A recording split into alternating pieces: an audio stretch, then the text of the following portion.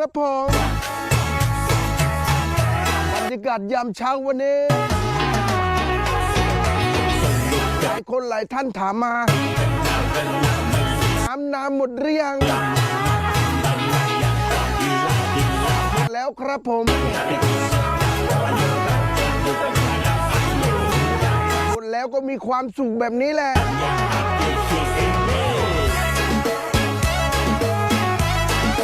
มายกด้วยกันก่อน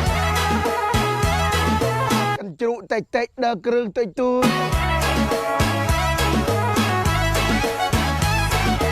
เธอเสยเอามีความสุขแบบจะได้ให้บ้าง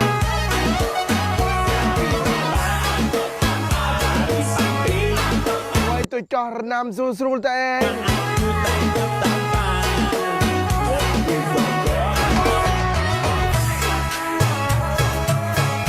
บางคนกินตัวเองท่า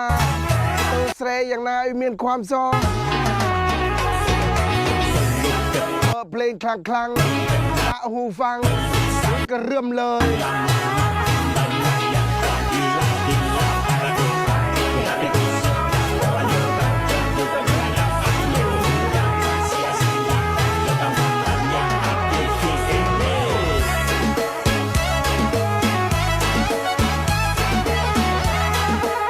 กีตาร์นำสู้ๆตัวเอง